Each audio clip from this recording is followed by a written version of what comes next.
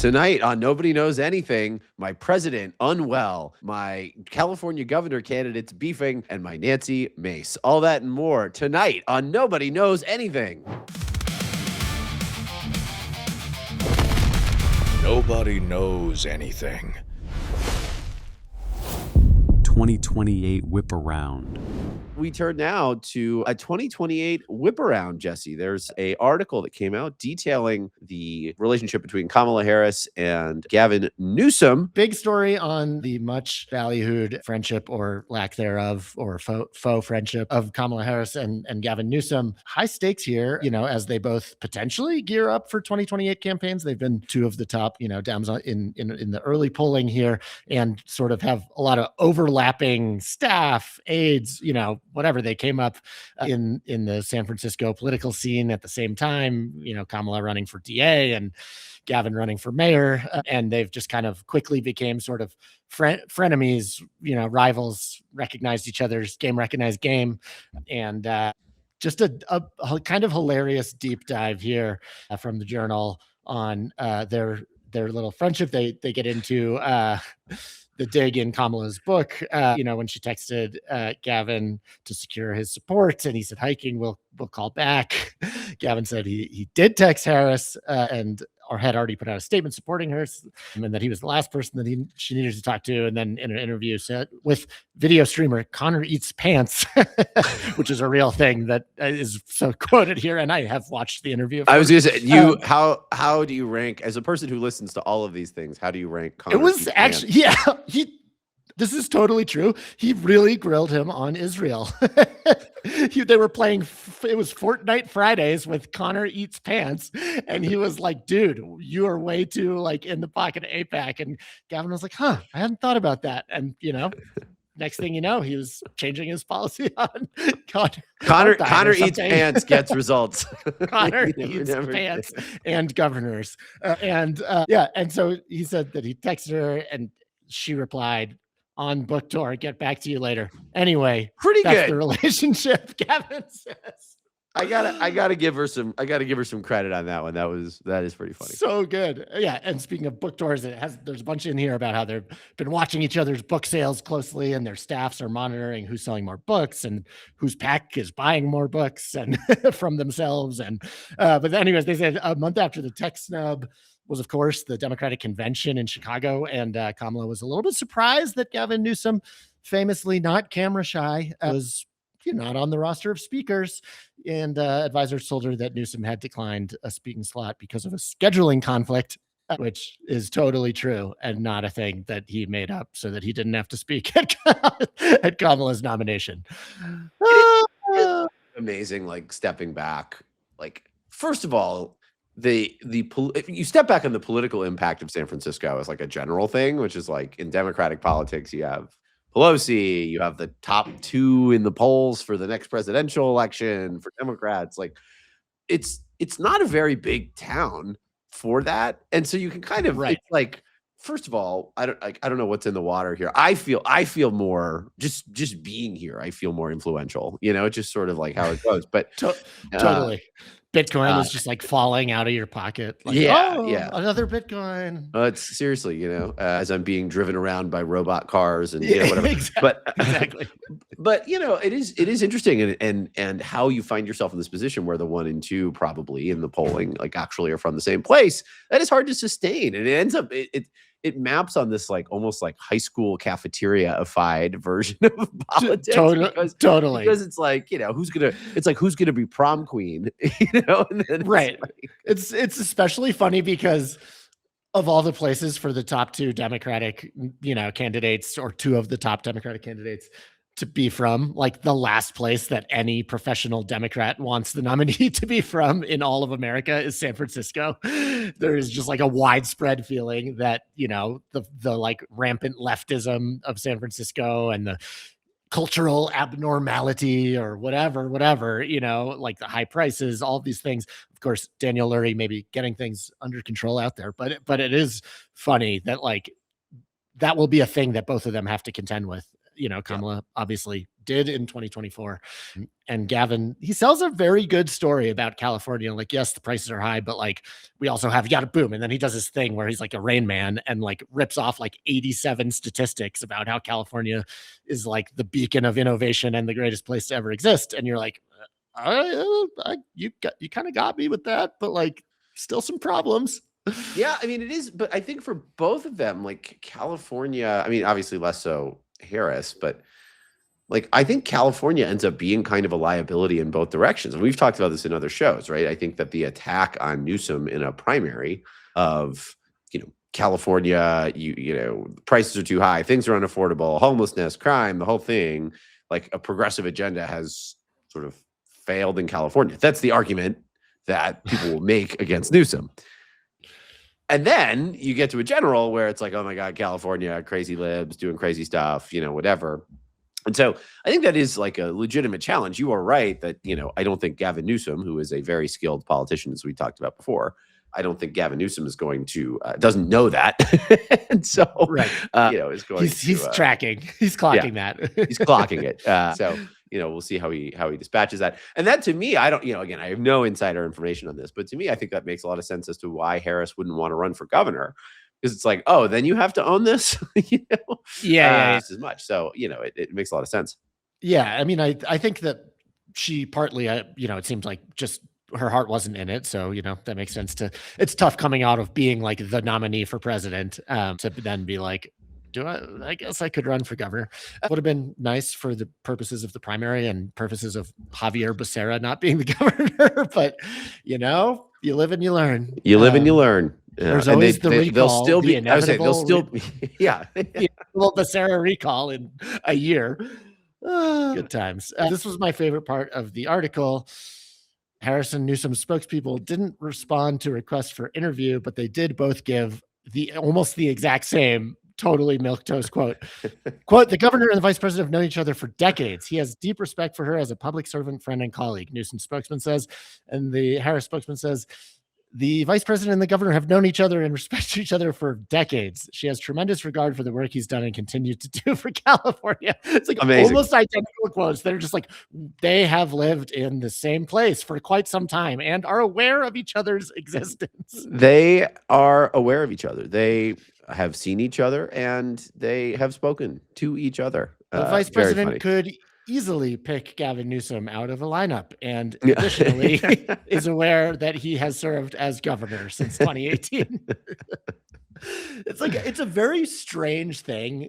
Like Newsom, I think it's just because Newsom's such a ham that like this is kind of how he always is, and he just like always lays it on thick. But he just like in particular like really insists that they're like super good friends, and it's just like everyone kind of knows that they like kind of hate each other, like it's just like a very strange thing to like always insist when everyone's like, but like we all know that that's not true. Yeah, no, but she's also like she's not as over the top. She's more like, yeah, me and Gavin are friends. Sure, yeah. I have tons of people's numbers. I don't know. Like when you've got beef with somebody, you're always like, you're gonna be polite. You're not gonna like, what are they gonna say? I mean, to me, it's like, of course, this is what if you guys, not even because I don't think it's beef. I think it's just that they're competitors, and so of course they're going to be gracious and probably a little awkward. There was a piece in the story where they're talking about how like they were both on like the 2008 Time Next whatever, and like it was like Kamala didn't think that Newsom like deserved a spot on the list, and like all these just like petty beefs, but it's just like very funny. They clearly are like closely tracking each other's careers and aware of each other's existence. Very true. We talked a little bit about this. There's a great quote that they use as the kicker on the story. Sean Clegg, who served as political advisor, both Newsom and Harris, warned of the expected ferocity of such a battle in a San Francisco Chronicle article a dozen years ago. Quote, if they ever run in the same race, it will be a murder-suicide. God forbid. So, but that gets to like another dynamic here that, they have like the same, there's kind of like one firm in California, Bear Star Strategies, that is like the California political firm. A. Smith and Sean Clegg and Juan Rodriguez, I think, is part of it. Is that right? No. Mm-hmm. Yeah. Yep. and they kind of have like run all the important California things forever. They ran the Prop 50 stuff. Like they were intimately involved in Kamala's rise, and they're kind of like all in Gavin world now, and I think it appears that they will stay that way. But that's just like another really interesting dynamic to this, that like they have a lot of the same people that have been influential in their own rises, and now there's kind of like a little bit of a turf war. Yeah. Yeah, I mean, it's super interesting. Clegg is a very smart dude, very smart, very big brain, and so is Ace. I mean, all these guys are really quite good, and so it's going to be interesting. I mean, obviously, Clegg is tied to Newsom. Sean was involved in the campaign a little bit in 24, just in being around with the candidate and some debate prep stuff. But so he's been around both of them, and so yeah, it's going to be interesting to see what Bear Star does. Do they fully align with Newsom? Do they split? Do they, all that stuff? It seems all indications are they're sticking with Newsom at this stage, but who knows? And Sean was involved in 2020 as well, because I briefly did some policy and comms consulting for them. And one time Sean was like, "Can you write a foreign policy speech in 48 hours?" And I was like, "Sure. What is her foreign policy?" Just like broad strokes, because I feel like that would help me with the speech. And I was like, I don't think she's ever going to give the speech, which she did not. But I did my best, and Sean was very smart and thoughtful. And yeah, that's my experience with Sean Clegg. Smart guy. There you go. Well, we'll see if there's a murder-suicide in 2020. Oh, moving along. I thought this was an interesting little development here. In Illinois, J.B. Pritzker suspending tax breaks offered to data centers, which were the product of a law he signed into law in 2019, I believe. Kind of one of a series of steps he's taken in the tech accountability space over the last month alone. These are all recent headlines. Illinois passed the strongest AI safety bill in the country, and he intends to sign it. They just passed a huge new tax on online ads, social media platforms, and prediction markets, and they finally got the bell-to-bell cell phone ban across the finish line that he's been calling for. So, we've talked about the salience of tech accountability and AI accountability as a political issue here. And it's interesting to see folks like Pritzker, who, much like Josh Shapiro, has kind of done some similar stuff. He was pretty, proactive in trying to like lure data centers to Illinois and, totally get that job creation, et cetera. He's like middle of the road as far as being a little bit more pro-business than some Democrats, but, really interesting to see him reading the tea leaves here. And I think these are going to be nice feathers in his cap if he runs in 2028, to be able to point to a bunch of substantive wins against this industry. Yeah, I think that's right. And it is interesting to see govs in particular and Bernie's doing this too. I mean, Bernie obviously not running for 2028 that we know of. But you're starting to see them move in this different direction. Shapiro was like Mr. Data Centers for a while. He's pulled off of it. So yeah, I think speaks to where this issue is going. And you see Rahm doing some of this too on the cell phone ban stuff, calling for it at a national level. I think Rahm always a good indicator of like where the politics are moving in one way or another. So yeah, I mean, I do think this is like an interesting zone. I think it's a zone that people are going to sort of fall over themselves. I think on the child safety impacts of it all, it's a place where I think people are going to run really quickly in this primary. We'll see how people go in the AI stuff, but between the really robust safety bill that he signed, or that will be signed in Illinois, and the other thing it does sort of underscore is, there was this bill in Congress right now that would do a 3-year preemption change for some federal guidelines on AI. This would obviate this a lot of parts of this Illinois bill, so you can kind of see the politics of the national and the states going into tension. So an interesting mix, but the politics definitely moving, and J.B. Pritzker moving with them. Yeah, and as you said, Shapiro had done some, worked to lure data centers to Pennsylvania, and now he's in addition to rolling some of that back, he's suing Character AI over misrepresenting itself as a licensed therapist, effectively, and some harms that have happened to Pennsylvania residents who were using that chatbot. I think Gavin Newsom also, took some steps recently. They signed an executive order focused on the impacts on labor and the workforce, urging basically directing state agencies to start doing some research on a variety of sort of pro-worker policies. What would be the impact? How would we create a sort of employment insurance situation?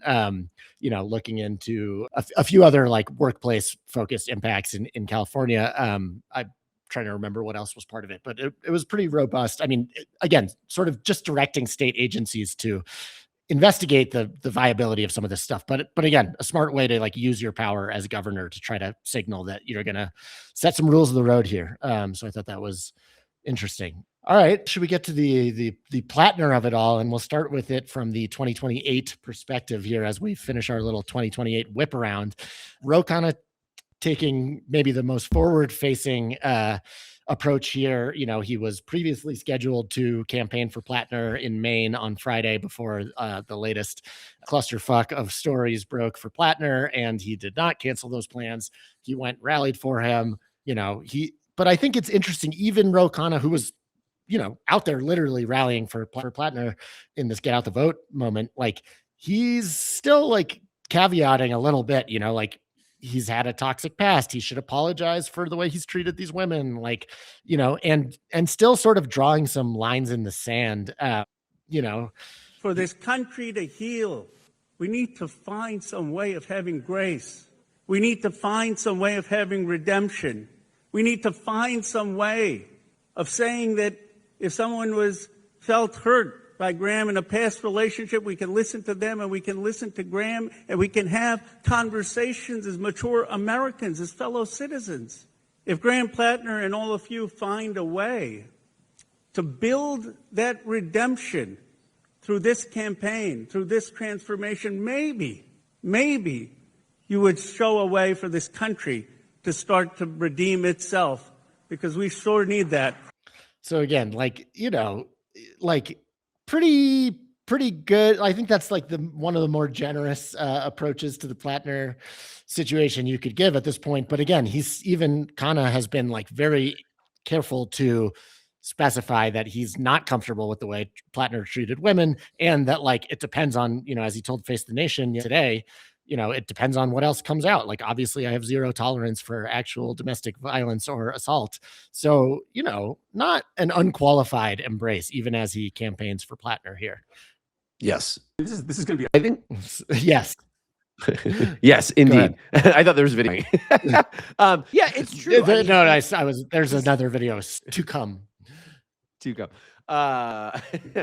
Indeed. I think it is true. I think that this shows, here's what's interesting. I mean, we're going to talk about this a little bit. Democrats are in such a weird place on this. You're in the, you want to defend the guy who is going to be the nominee. You want whatever, Ro sort of take it on the most frontally, which it does put you in kind of a weird position, which is like, well, who do you think, do you support Graham? Do you think that the women are lying? Do you think him is like, how do you square this? Like, who do you think is lying here?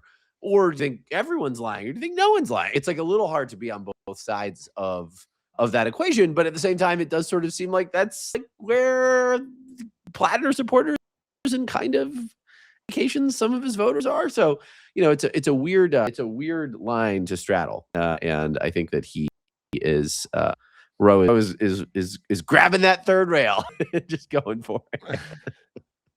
Yeah, I'll play. I thought it was interesting to watch how different 2028ers are handling this situation. I made a little super cut. We've got Chris Murphy, who kind of similar tack to Ro here, and then Slotkin, AOC, and Raphael Warnock, all a little bit less friendly, I would say. This is going to be a complicated race. He is imperfect. He's made a lot of mistakes. He's been pretty clear about it from the outset. He's built a pretty big movement in Maine because people like his ideas. On the other side, you've got Susan Collins, who just last night cast one of the deciding votes to give $70 billion to Trump's secret police. That's a character issue as well. So I think you're seeing more candidates run today that don't have perfectly clean personal histories. And the question in Maine is going to be, is he a bridge too far? A Democratic candidate in Maine, Graham Platner. I wonder if you have any thoughts, just given the stakes of the midterm elections. Yeah, as I was walking over here, someone flagged it. I have not read the whole thing. I look forward to the day where I am not answering every single week a question about bad behavior by another dude. If there's violence, that's not okay. So I haven't gotten into the details. I'm sure I'll have to get just like every week, the same briefing from my team on what happened and what, but frankly, I'm sick of it. We got a lot of bigger issues to, fry here. Democrats abandoned Graham Platner after these messages came out, these sexually explicit messages they sent to women. I haven't waded into that primary. I don't believe the primary has occurred yet. So I would kind of, again, I don't wade in that. I haven't waded in that. Are you reconsidering your support for him? Who told you I was supporting it? Are you? I don't vote in that state.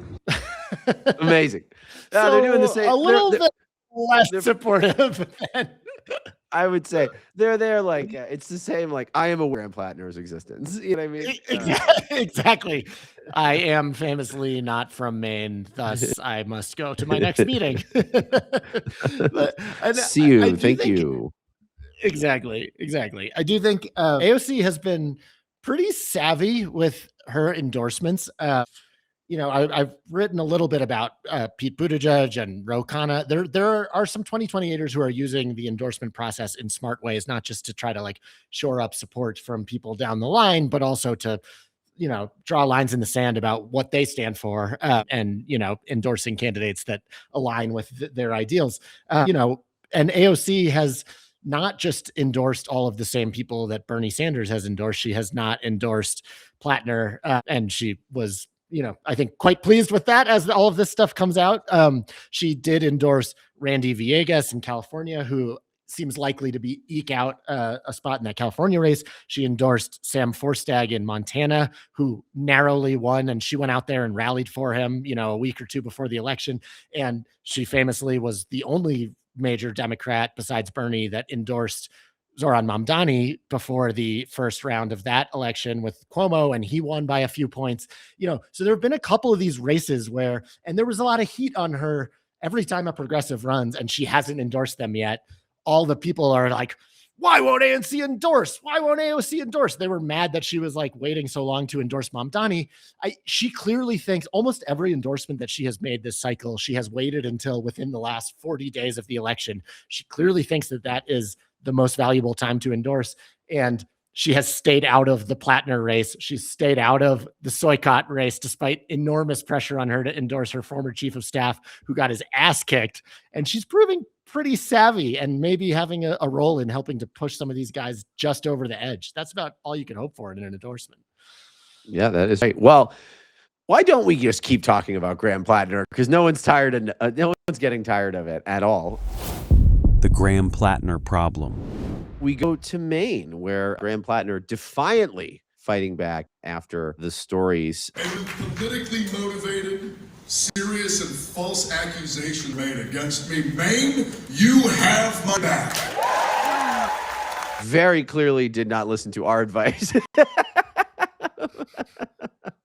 Where we were like, all you have to do is show some contrition, but there does seem to be some element of residents in Maine. You saw the crowd there chanting, and there has been this, if you're reading the timeline over the last couple of days, there's been kind of a, I don't know, Rorschach test. If you don't Graham Platner, you're sharing a quote of a voter who doesn't like him. There's plenty of videos of these like old white people outside Bahama who are like, I think she's a liar. This one from Fox News.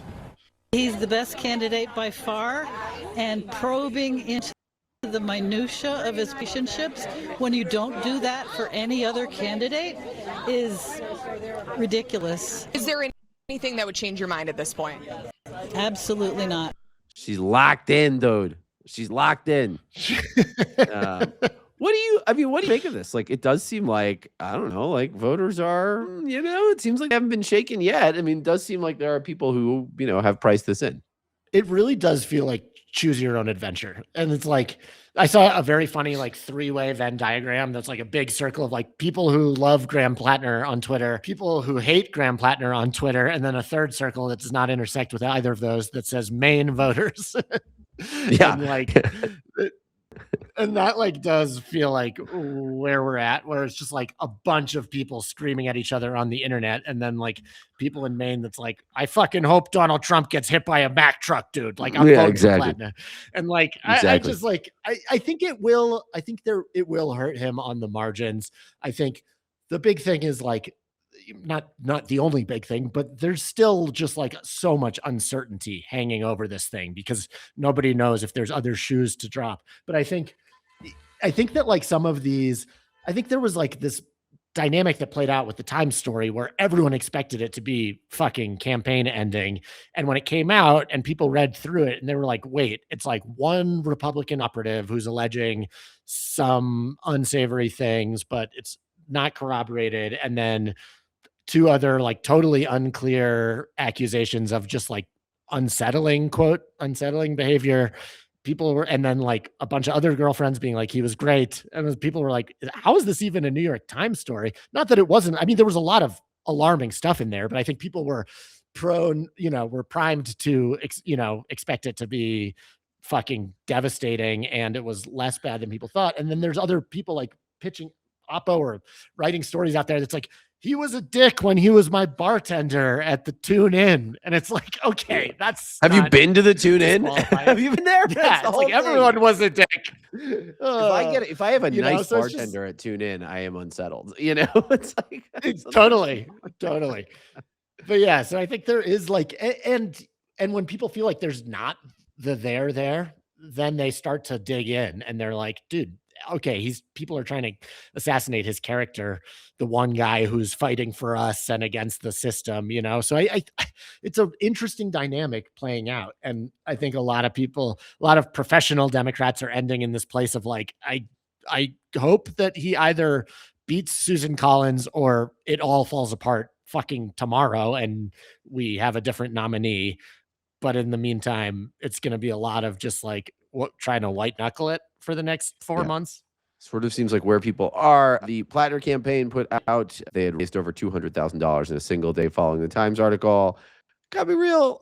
Okay, those are like good numbers. They're not like great. They're not they're good. They're not like amazing. Yeah, I get it. You're just trying to be like, he still has tons of enthusiasm and stuff. But I thought it was it's like also like you don't usually, especially if you're arguing that like the people of Maine are still on board, you think you would want to be playing up that dynamic and not like pro sexual assault guys in Idaho donated to us or whatever. Again, I'm sure it's a wide variety of donors, but it just like was a funny flex. Yeah, I thought $200,000 was less than he was going to raise, which was interesting given the dynamic. So to me, it's actually like I was like, oh, well, could have been better.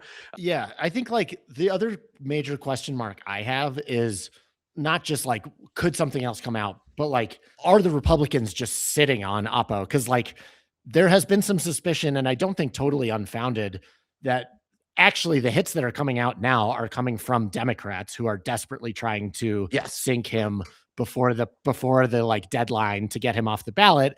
And if you're the Republicans and you think that he's like super weak, and that your best option is to run against this guy, you're not going to put out the most devastating oppo right now because that would actually push him off the ticket. So like, who knows what else is out there and whether they are just like sitting on some home run stuff that they want to drop after July or whatever. Yeah, but I mean, okay. So here's my thing. The unknown here is the personal life stuff, which researcher is not going to find that, right? I mean, unless they're like crazy good, they're just not going to find that. And there is additive stuff that like kick account very clearly came from the Republicans. Like that seems to have come from them. And so like stuff like that, oh boy, but then I do feel like the big unknown for me is the personal life stuff and what's going to happen over there. And some of the blame game happening in real time. Lauren Egan at the Bulwark with an article just a couple of hours ago about how there's a, sort of an infighting game on who's to blame. Then the fractious and competitive world of Democratic operatives and consulting firms. She says it's the Philadelphia-based ad firm chiefly behind Platner's rise that has taken him most on the chin. The problem remains that he previously insisted there were no more skeletons, and clearly there were, leading to one of two conclusions: that he wasn't forthcoming, or the campaign didn't have a real grasp of the damaging details out there. Either way, Democrats say fight agency is to blame. One of the most insane and annoying about like political Twitter is like staff determinism. Like, I'm sorry, like people who work on campaigns, and I say this as someone who does, do not deserve the credit that we get when things go well. We do not deserve all the blame, some of the blame, but like all the blame. A lot of it goes to the candidate. What are they about?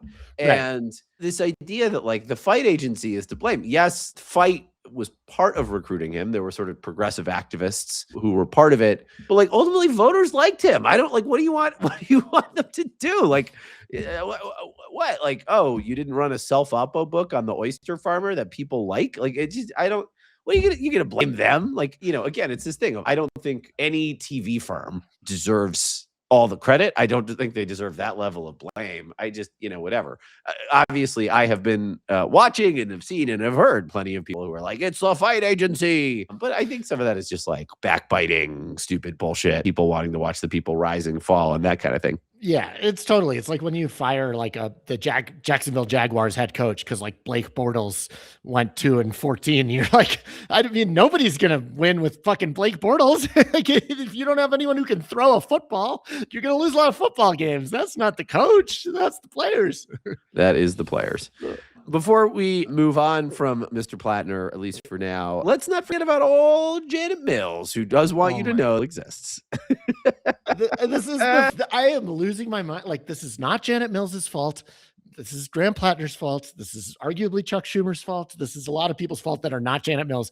That being said, this is the most insane fucking thing in the world. Like, she's just like having sources tell people, oh, like, Janet Mills is still on the ballot, but like she's not telling anyone to vote for her. Also, you don't need sources close to Janet Mills. That's just a fact. You can just obtain the ballot and find her name on it. That's not a thing at all. Like, this is so crazy. Are you driving me nuts? Like, if you think you should like go, at least you don't even have to do a single campaign stop. Just be like, if you're as concerned about Graham Platner as I am, vote Janet Mills on June 9th. This is not a done deal. But she won't even say that. She's like, I just want to keep making like casseroles or whatever the fuck she's doing. Like, I guess governing Maine, but job. Let's put back on Janet Mills' name. But I will say it's indicative of like everything that was wrong with her kind of campaign that was and wasn't, which is like, I'm going to take zero bold stands about anything, including whether or not you should vote for me at all. It's just kind of preposterous. It's so crazy. Just say vote for me. Anyway, well, Graham Platner, we will keep going on this story. And there's yet another story that is dominating the news today. It is Trump's meltdown. Donald Trump. I don't know if you've heard of him. I feel like we haven't talked about our guy Donald in a hot minute, but Donald Trump sat down with Meet the Press's Kristen Welker this morning, and it did not go well. I have to be honest. We'll walk through some of the clips. It was one of the more like, I was thinking about this because it's like you watch these podcasts, you talk to people, whatever, and they're like, this interview was the one that was very deranged and like it proves that Donald Trump has lost it in the 25th Amendment. And But like this one, like, is not an interview of a guy who is like, it's going great for, like it was pretty bad. He got asked about the weaponization fund, and she asks, do you think anyone who attacks police officers on January 6th should get taxpayer money? And then he basically says they had FBI agents ushering them in. You had a bunch of dirty cops. She says there's no evidence of that. He says, try to look at the tapes. She says 172 people did plead guilty to assaulting police officers. And he goes, you know why they pled guilty? They're told they're going to go to jail for 15 years. They pled guilty because they were frightened. I mean, he's like totally just like, yeah, those are my guys. Those are my fucking dudes. I mean, it's crazy. It's crazy. Like, they were standing back and they were standing by. They were, but it's amazing like the speed with which he moved from I had nothing to do with January 6th. These guys are there, whatever, to like, no, they're my dudes. They're my dudes. Right. Like that shit is like so far gone. Total shit that wouldn't air on Lindell TV because the risk of defamation is too high. Like, what are we doing here? Yeah, totally crazy. So the interview was full of twists and turns on the substance, but Donald Trump not too happy about it. Storms off the set. It was rigged. It was a dirty election, and it's happening again right now in California. Presented evidence. It's happening right now in California. Right now, it's look at what's happening in California. To that? It's 4 days. Republicans are doing well in California. It's no, they're not. They're dropping fast because it's a rigged election. Let me tell you, it's 4 days. And they aren't even close to coming up with it. You know why they're doing that? Because they're cheating on the election. Do you have evidence to support all that? I have to do is look. All I have to do is look. All I have to do is look. And I listen to people, and let's see what happens. But, sir, that's not evidence. Do you think it's appropriate? That's how they count the votes in Do you California. think it's appropriate that they have an election and 5 days later they're nowhere close to picking a winner? That's a good point. Officials acknowledge they are slow. They're urging, made that they're urging the votes to be counted quickly. That's how they vote They're in crooked, California. just like you're crooked. Your press is crooked, and Meet the Press is crooked. To be fair, I'm not crooked, but let's Really? Let's Well, you continue. play right into their hands. Let's continue. You're either crooked or you're stupid. You play continue. right into their hands with this rap. You know that these elections are rigged. Your network knows that they're rigged. You know that I won an election in a landslide, and I got 94% bad press. But, Mr. President, you know why I you've got never that? presented Because you have no evidence. credibility. But you've never presented evidence that it was rigged. Let's keep talking about. I want to talk about Todd. You have more evidence. There's more evidence than ever presented. Let's talk Your about elections You in went this to country, court. we're like a third world country. But, sir- Your elections are crooked, and you're crooked, and Meet the Press is crooked, But, Mr. and so is ABC, and CBS, and CNN. By the way, tough for Barry Weiss there. He goes right at her. Mr. President. You're one-sided cricket networks. All right, let's call it quits because I've had enough. Thank you, darling. Have a good time. Mr. President, let's please. I Thank traveled you, all darling. the way to Wisconsin. I do love. I traveled all the way to Wisconsin. She's like, I don't want to be fucking here. I've Yeah. I know. I sat in the Traveled rain all the with way you to for an hour, Wisconsin. on and off in the rain, and I've given you enough time. You ought to straighten out your press because you know what? Mr. A President, country can never be We great traveled with a dishonest Listen, press. we Come on, let's traveled go. all the way to Wisconsin for this interview. And then- And then he gives her a little pat on the shoulder. Crazy. I mean, like, holy shit. That's a temper tantrum. That's like a full fucking Total temper tantrum. And we were talking about this earlier. Like, I think there are times where Trump does things that are obviously untoured and like, irreverent and, outside the norms of normal American politics. And including when he fires off a mean but kind of funny one-liner, even if it's sexist or whatever, going after Caitlin Collins, whatever. Sometimes he does this and all of his people are fucking owned. I'm so happy to finally have someone who's owning the press, whatever. This was not that. This was he looked like a petulant child and totally delusional and just a baby, just storming away from she was just asking very basic question and being no, obviously we've been through this. The election wasn't stolen. Yeah. Did crazy. not look cool. Yeah, that is not the response of a man who is in a good state about things. I mean, that is and I think there's another thing about this, which is one, when he's right, he's right. California gotta stop taking so long, gotta really go faster. But I do think it speaks to why they need to figure this the fuck out, because you think this is going to stop. This is the midterms, baby. This is what he's going to do. He's going to be impounding fucking ballots. He's going to have fucking ice at the polling places. He's going to be saying it was all a fraud. I mean, this is where it's going to go. I think the question is, does that actually, I mean, obviously there's the policy impacts, the things he's going to do behind the scenes to try to steal it. Do people actually hear that and go yeah, it's do serious people take him seriously on this? And I don't know. Yeah, it's risky, right? There's been a lot going on in California with, there was a whole scandal that we're not even going to get into about Poly Market, paying, but they're doing these paid promotion of tweets that are we're basically saying obviously this is being stolen from Steve Hilton and Spencer Pratt. And it's just not again, I'm not excusing the actual power players that are amplifying that kind of content. At the same time, you do create an environment where that stuff can flourish when you take 5 days to count and we've seen this play out before. So it's just just change the fucking rules so that people have to drop their ballots off by election day. Yeah, I do think this ups the critical nature of why we have to update this and we should do it fast because it's going to be crazy in the midterms. We should not whitewash how fucking insane that shit was. And he is sitting at 35% approval. And as these Republicans get through primaries, their incentives change.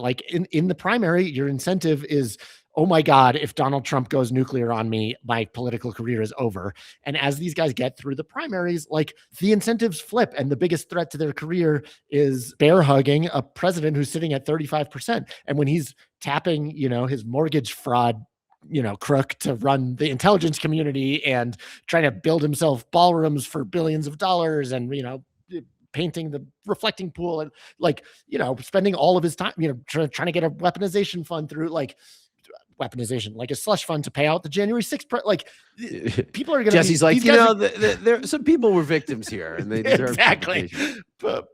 Exactly. But more and more Republicans are going to be desperately trying to find ways to create distance from him, and that further weakens his power. Perfect little segue here because there's a bunch more primaries. The Tuesday primaries. Tuesday the 9th, and we shall dive through quickly a couple of the big ones. I think one of the most interesting ones here is the South Carolina gubernatorial Republican primary. I've almost never seen a primary quite like this, where there's 5 candidates all within 3 points of each other. And there is there were 6 polls that came out in the last few days. All 6 of them found all 5 candidates between 12 or 10 and 21%. I have never quite seen anything like that. Totally nuts. Totally nuts. And the reason there's a perfect segue here is you see this giant spike somehow, despite 6 different polls showing it's basically a 5-way tie. The Lieutenant Governor Pamela Evett has a 77% chance in the markets here, and a giant spike right there. And if you guess that was when Donald Trump endorsed her in the race, you would guess correctly. But the interesting thing here is she's not really seeing a spike in the polling out of that. It was a classic Republican primary in the Trump era where all 5 of them are no, I'm naming my first child, Donald J. Evett. And they're all just tripping over themselves trying to see who can suck Trump's, the most. And I guess, and so they write, the New York Times writing, not long ago, a Trump endorsement in a solidly red state like South Carolina would have gone a long way to helping Miss Evett secure victory. But the president's choice in the first wide open governor's race in almost 2 decades has not proved decisive, just as it did not prove decisive in Iowa's primary. Speaking of penises, you'll have to watch the last episode for more on Zach Lane and his penis vacuum emporium. But in interviews, voters appeared to be more concerned who could steer the state, the fastest growing in the country, through its growing pains and infrastructure woes. And many, like this voter they talked to, draw a distinction between state and federal leadership. Interesting. Nancy Mace, though, I didn't put the video in, but she has this weird ass. She tweets after Pamela Evett wins the endorsement, just saying Pamela Evett is not endorsed by Donald Trump. Do not believe her lies. And she has a Grok made video that's just her and Donald Trump thumbs upping made out of AI thin air. And she's just I've never seen anyone go so far off the deep end, in the middle. Dude, is she good? She is very much not good. Trump is having a mental breakdown. Totally get it. All right. I feel bad for the guy, whatever. Dog, is she broke? Yeah. Trump's mental breakdown is just acceleration. Her mental breakdown is she was a normal politician. And then one day she was my brain broke. Donald Trump did not endorse Pam. He endorsed me. Crazy ex-stalker vibes. What the? And Anna Bash asked her about it this weekend or last week. On the ballot, you were running for governor in a very crowded Republican primary on Tuesday. You were not endorsed by President Trump. Instead, the Lieutenant Governor Pamela Evett was. You've still put up pictures, as have other candidates, of you with the president. I think yours was AI, and you disclosed that. Pictures with the president that are real. That's not AI. But my what it was? Well, yeah, she just, I guess, was I don't know. She was I've taken pictures with Trump. She's right, but you what? But you just posted a fully AI thing that's just you and Trump doing a thumbs up, being he didn't endorse her. He didn't endorse her. Bro. He didn't even block my number, I swear. Crazy. Dano was eventually like, okay, let's just move on to the actual impact of the endorsement, though, because he did endorse your opponent. Totally bonkers. Oh my So, anyways, that race is guaranteed to go to a runoff, and we'll talk about it again once there's a runoff. And not the only interesting race in South Carolina. Check out this shock poll that came out from the Citadel, nonpartisan, not aligned with any candidate. This weekend, I think it came out, or last week. Recent poll. Lindsey Graham only up 10 points on Mark Lynch in the Republican primary in South Carolina. And that same poll showed him at like barely above water with Republican voters. And it's not like, I mean, Tim Scott was overwhelmingly popular with Republican voters. So it's like not as if this just like he's just wildly unpopular. And part of what happened in this race is, Paul Dans was running against Paul Dans, who is the architect of Project 2025 and a source material for all of your guys' Kamala HQ videos. He dropped out of the race and endorsed Mark Lynch. Lindsey Graham, as you can see, is like actively begging voters now, like, please keep me in the game so I can keep golfing with Mr. Trump. Please. It's much closer than I want it to be. Joe Kent's out here endorsing Mark Lynch. So like, I'm not, it does still seem to be sort of an outlier, but it's also kind of the only nonpartisan poll that's come out in a little bit there. And it would be remarkable if he does not clear 50% in the first round of this primary. And I think he could lose a runoff the same way that, John Cornyn was kind of fucked once it went to a runoff where only the crazies turn out. Trump has endorsed Lindsey. So again, another situation where like Trump may not have full control over the base anymore. And the last thing I'll mention in that race is, again, Kalshi kind of not giving the polls much credence here. But look at this. This is kind of crazy. I mean, I talked about this race being in play along with Mississippi months ago. But, I was kind of out on the thinnest limb ever there. And now Kalshi given almost 1 in 4 chance that Annie Andrews, who will coast to victory in the Democratic primary, great candidate, but 1 in 4 chance that we flip South Carolina. I mean, I'll take it. Like, that's crazy. Yeah. Crazy. It is crazy. You are much more bullish on South Carolina than I am. But I just think it's notable that she's like, bye. Exactly. I'm already like talking to Senator Annie Andrews. Yeah. Much in the same way that Nancy Mace lives in an alternate reality in which Donald Trump has endorsed her. I live in an alternate reality where it's like me and Senators Annie Andrews and Scott Colom chilling at a table. We'll get Annie Andrews on the show and she'll tell me I'm an asshole for totally. I will say that was when I knew for sure that Scott Colom was the truth. I was like, this guy gets it. This guy was briefed and listened to more than 5 minutes of this show. So, and concluded that Rob is an idiot. He's a fucking idiot. Best candidate we've had in years. One more Trump test, Nevada too. It's like the first open Republican congressional race in 20 years plus in Nevada. There's 1 million people running, but it's basically a head-to-head of James Settlemyre, who's been endorsed by both retiring Rep. Mark Amadei, and he's squaring off against David Flippo, who's been endorsed by Donald Trump. And if he wins, perhaps it will be easier to Flippo that seat for Democrats, although it'll still be a stretch. I just came up with it on the spot. I had to go with it. There's 1,000 Democrats running, and it's very unclear who will win on the Democratic side. It's a Republican. Like Trump probably carried that seat by 13, 14 points, I would guess. So it would be an uphill battle, but still very interesting and another like straight up. And Settlemyre has been endorsed by the governor, Joe Lombardo, too. So the kind of establishment Republicans who are non-Trump people lining up behind him, but Flippo slightly favored right now. Again, sort of a 1 in 5 chance that Dems flip that seat.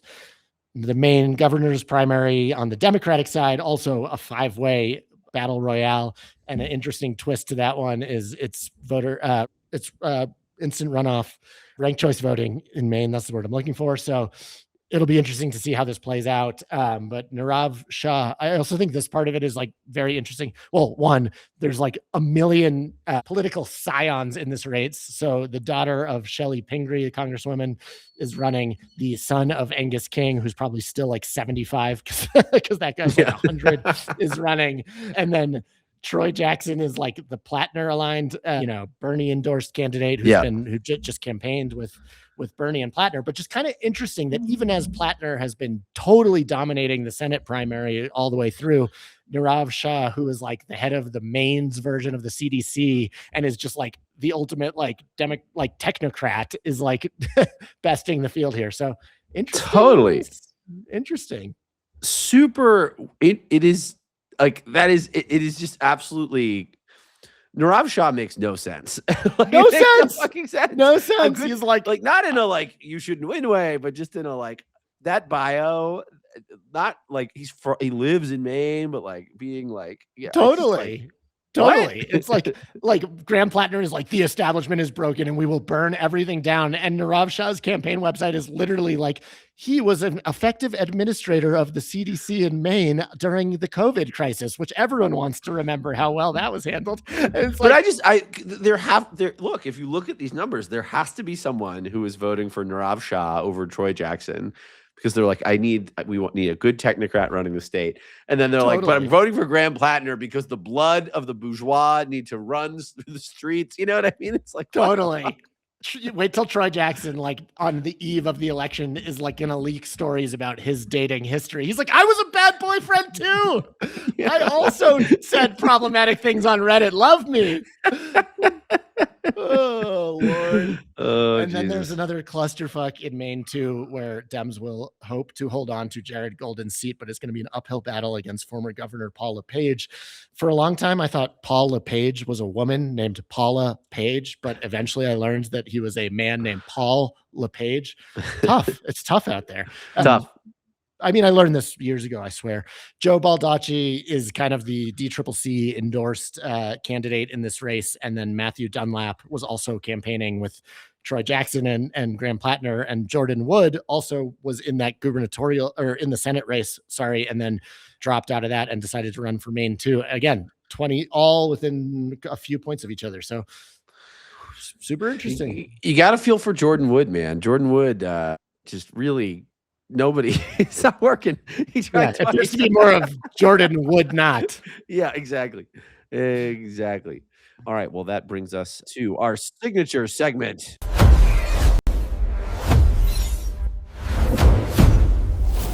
Stock up, stock down. I'm starting with the first one, which is ChatGPT's mental health, because there was a tweet that made me kind of worried about the robots. I'm not going to lie. Take a look at this. So if you ask ChatGPT, restore the attached photo, I apologize for the content of the photo.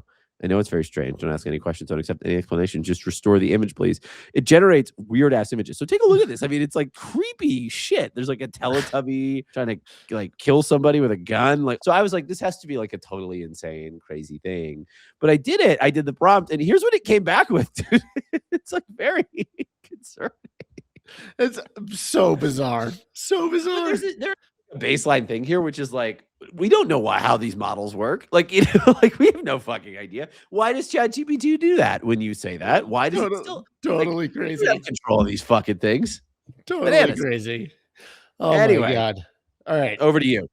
Over to me. I am going with stock up Zohran Mamdani's sports life. Check out this little history I went through here. Just a couple of years ago, Zohran Mamdani is just, doing normal guy stuff, playing for the Talking Headers, a rec league soccer team in Brooklyn.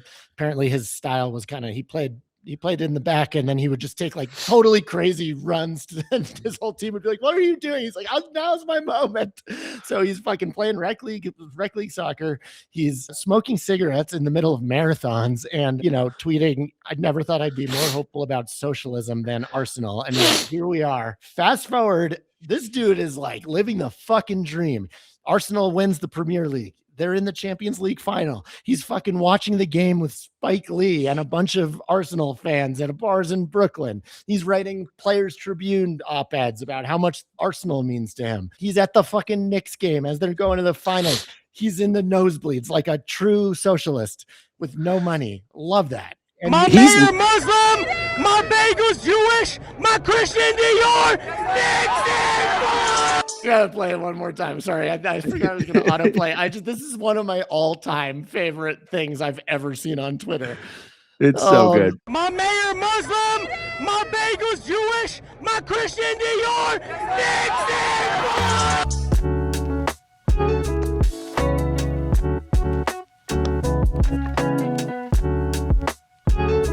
Too freaking good. It's just so fucking funny. And It's then so funny. on top of all that shit, they're about to host the World Cup and like the World Cup final. I mean, technically it's in New Jersey, but you know, and this dude has like come up with this fucking crack plan to like give away affordable tickets to random New Yorkers. And of course, being like the best media genius in the history of the Democratic Hey, Party. Frank. Hi, is this Cindy? You signed up for our affordable World Cup ticket program, and I just wanted to personally let you know you got a ticket. No way. I'm gonna cry. This is incredible. I swear, it's the best news ever. I'm so blessed. Have you ever been to a match before? No, I have not. I tried to go so bad, but then tickets were so expensive. Who are you going to take to the game? My husband. My brother-in-law. Oh, now I'm gonna have to. I'm going to let you pick between your dad and your fiance. Oh my God. Tough season this year, but you had a good one the year before. Yeah, we'll see what the new coach does. He seems good.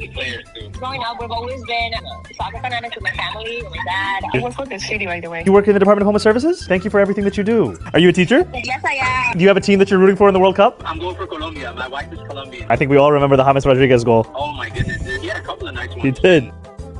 I mean, dude, you know what's so he's funny? so good. He's so good. I was going to get my hair cut in that fine city a couple of weeks ago. I have this thing. I don't know. I like to get my hair cut in places that are not where I go, whatever. And the guy next to me, the barber, was like, "Hey, I applied for Zohran's World Cup lottery to get the tickets." You know, I don't know why he had a Boston accent, but you know, it's like people, it's real shit. He reaches people, and like, not to get all serious about it, but like, dude, please, any other Democrat, like, you don't have to be a socialist. Just learn some lessons from how fucking good this guy is at media and constituent services and fucking figuring out how to get people to pay attention to all the smart shit he's doing. He's so good. Oh man. And he'll also like my stock down, which is capitalism, because the fucking Knicks game is $10,000. The game for $14,600. That's the get-in price. That's the cheapest ticket in the stadium. Tickets are going for $200,000 to go to a fucking Knicks game. Like, this is the most bonk. Like, what are we doing? What are we doing? Crazy. This has run its course. The only way you can hope to get a ticket to a sporting event anymore is Zohran Mamdani personally calling you and being personally like, giving you one. Brother, let me say some smart shit and then like hang out with you at the game. And everyone's like, fuck yes. This is just not a good society's in tough straits here. It is pretty bleak. Before we get off, a little bit of breaking news, which is that Nithya Raman has pulled ahead of Spencer Pratt, has moved into second place, and Decision Desk actually projecting right now in real time that she will win the second spot. So Spencer Pratt, according to the election calls, will lose. So very interesting dynamic here as the conspiracies mount that Spencer Pratt will not make it, which is not surprising. You know, he was really good at getting attention, but I do think there's like this small cohort of Los Angeles that had convinced people that he was going to pull it out. But that is some breaking news here. I do think it's very funny that a bunch of them just couldn't vote in LA because they live in like Santa Monica or Pasadena. In Beverly Hills. It's so funny. It's so fucking funny. That does spare us a little bit of chaos. Anyway, back to you, Jesse. Yeah. And I'm sure Trump will handle it totally normally and not freak out at all about exactly theft. We mentioned Scott Colom earlier. We had a great moment on the show last episode. Rob was asking Scott Colom about Benny Thompson's incredible campaign jingle. Of where's yours, Scott Colom? Which, by the way, I just want to point out, complete fucking coincidence. I know the Benny Thompson jingle from like having been around and whatever. I just asked him that on a lark. No, turns out they were putting out a fucking jingle on Saturday. I think we prompted this. Sorry, I made it happen. You made it happen. And yesterday, Mississippi, this that is represented Scott his Colom's passion for twin Mississippi. brother. And the only way I could do that was through music. So I wanted to express how inspired I am by my brother's campaign by making music to get you inspired. So let's go, Mississippi. The time is now. Mississippi, our time is now. We winning. Mississippi battles, we come from here on out. We winning. No, no, no. Our time is now. We winning. Mississippi battles, we come from here on out. Mississippi battles, get those matches hilly. We the man leader. Straight bangers from Andrew Colom. And what that needed was two white guys awkwardly nodding their heads to it. I think that really adds to the to the effect. What it actually needed was this guy. He goes Jewish, not Christian Dior. When it rains, it pours. She like the way I. We'll try to have better internet and show stuff next time, but until then, I'm Jesse Larrick. I'm Rob Flaherty. Flaherty. Christian Dior, Nixon 4. Bye.